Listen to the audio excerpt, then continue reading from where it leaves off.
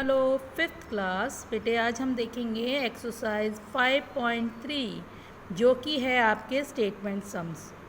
ठीक है, फर्स्ट सम हम देखते हैं जिसमें आपको बोला है Ravi bought a notebook for ₹50। मतलब रवि ने नोटबुक खरीदी है ₹50 की, बुक फॉर ₹125 और बुक है वो ₹125 की है, and bought a pen for ₹150, यानी पेन खरीदे हैं वो ₹150 के।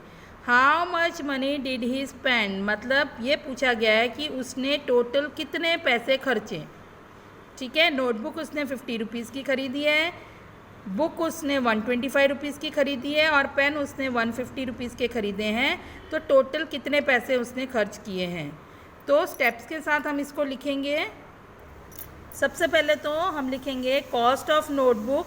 तो नोटबुक का कॉस्ट है ₹50। फिर हम लिखेंगे कॉस्ट ऑफ बुक जो है ₹125, कॉस्ट ऑफ पेन जो है ₹150। अब हम इन सबको टोटल करेंगे तो हमें पता लगेगा उसने टोटल कितने मनी स्पेंड किए। ठीक है, तो हम ऐड करेंगे। सो 5 में 5 as it is, then 5 + 2 7, 7 + 5 12, 1 carry up, 1 2 3 3, तो 325। ठीक है, तो टोटल है आपका 325। सो रवि ने कितने पैसे खर्च किए, ₹325। अब हम देखते हैं नेक्स्ट सम, जिसको आपने बोला है Manjeet Kaur has ₹148.50 with her father gave 116.50 to her. क्या बोला है, मंजीत कौर के पास ₹148.50 है और उसके फादर ने, उसके पापा ने उसे 116.50 और दिए हैं। ठीक है, तो अब उसके पास कितने पैसे होंगे। तो हम क्या करेंगे, इसको ऐड करेंगे। तो सबसे पहले हम लिखते हैं देखते हैं कि उसके पास कौन से हैं। उसके पास Manjeet has ₹148.50, her father gave ₹116.50, total money she has. अब टोटल मनी शी हैज़ तो हम ये दोनों को ऐड करेंगे। So 0 0 0, 5 + 5 10, 0 1 carry up, 8 + 1 9, 9 + 6 15, 5 1 carry up, 4 + 1 5, 5 + 1 6 and 1 and 1 2। So total money अब उसके पास होंगे वो है ₹265। क्लियर। अब हम देखते हैं थर्ड सम। थर्ड सम में आपको बोला है Paras purchase a bag for ₹450। Paras ने बैग खरीदा है ₹450 का and gave 500 to the shopkeeper, और उसने 500 का नोट शॉपकीपर को दिया है। अब आपको क्या देखना है कि शॉपकीपर उसे कितने पैसे वापस करेगा। ठीक है, तो सबसे पहले स्टेप्स लिखेंगे हम।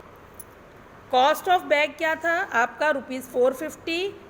Money given to the shopkeeper, shopkeeper को कितने पैसे दिए, 500। अब शॉपकीपर ने उसको कितने वापस किए, सो 500 - 450, तो ₹50। सो पारस वुड गेट, पारस को ₹50 वापस मिलेंगे। क्लियर। अब हम देखते हैं नेक्स्ट सम। यहाँ क्या बोला है, Gurdeep has ₹1000 with him. Gurdeep के पास ₹1000 है। ही परचेज शूज़ फॉर ₹742। उसमें से उसने शूज़ खरीदे हैं जिसका कॉस्ट है ₹742। अब हमने ये देखना है कि उसके पास कितने पैसे बचते हैं। तो हम क्या करेंगे, 1000 में से 742 को माइनस करेंगे तो हमें पता लग जाएगा कि कितनी अमाउंट उसके पास लेफ़्ट है। लेफ़्ट यानी आप माइनस करोगे। क्लियर। तो सबसे पहले स्टेप्स लिखेंगे हम। सो हम लिखेंगे Gurdeep has ₹1000, price of shoes कितनी थी उसकी, 742। So money left with him is equal to, ये दोनों को हम माइनस करेंगे। सो 1000 में से 742 माइनस करेंगे तो हमारे पास बचेगा 258। So money left with Gurdeep is equal to 258 rupees. Clear. अब हम देखते हैं नेक्स्ट वन।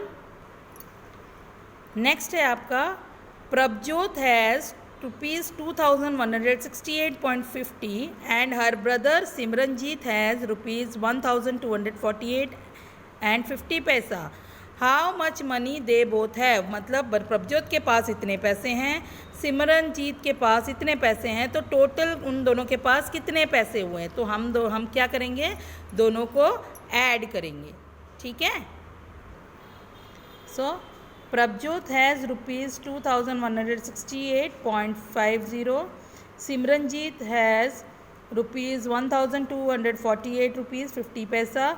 अब दोनों का टोटल, तो total money both has is equal to, दोनों को मैंने ऐड किया है, सो उसका आंसर आ रहा है 3417 rupees. So they both has rupees 3417। Clear. Now let us see the next one. A shopkeeper had 1000 rupees. He bought a radio for 650. How much amount was left with him? Shopkeeper के पास 1000 rupees है, उसने radio पे 650 rupees खर्च कर दिए। अब उसके पास कितना है, तो मैंने आपको बताया कि लेफ़्ट की बात आ गई तो हम हमेशा सबट्रैक्ट करते हैं। तो हम इसको सबट्रैक्ट करेंगे। तो सबसे पहले स्टेप्स लिखते हैं। बेटे स्टेप्स लिखने के पहले आपने सब ये लिखना होता है कि हमें क्या क्या इन्फॉर्मेशन दी गई है। ठीक है।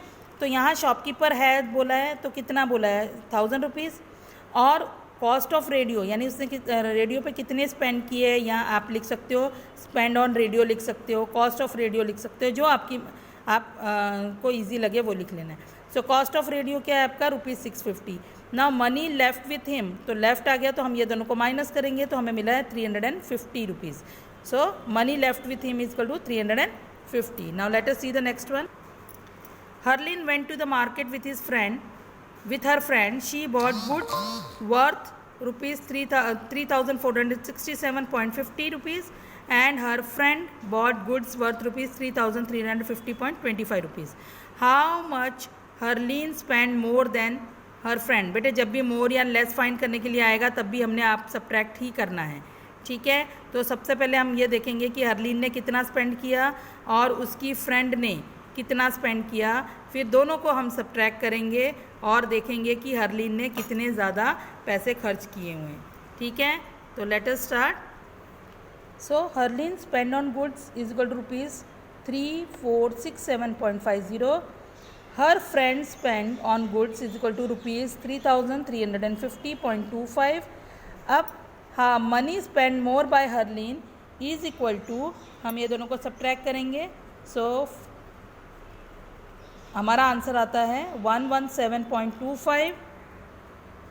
क्लियर। सो हमारा आंसर होगा हरलीन स्पेंड रुपीज़ 117.25 मोर। नाउ नेक्स्ट सम है हमारा, वो है Avneet has purchase a shirt. Avneet ने क्या क्या खरीदा, शर्ट 1865.90 रुपीज़ की, पैंट 1060.30 रुपीज़ की, एंड शूज़ 990.10 रुपीज़ की। अब हमको पूछा गया है कि how much total amount did he spend, तो अवनीत ने कितने पैसे खर्च किए। तो बेटे पहले पिछला सम भी एक हमारे पास ऐसा ही था, तो हमने क्या करना है, ये सब का जो प्राइस है उसको प्लस करना है, तो हमें पता लग जाएगा कि अवनीत ने टोटल कितने पैसे खर्च किए। ठीक है।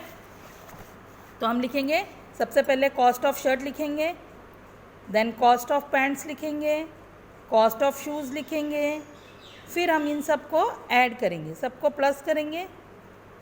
तो प्लस करने के बाद हमारा आंसर आता है 3916.30।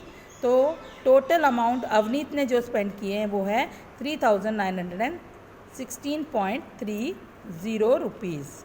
क्लियर।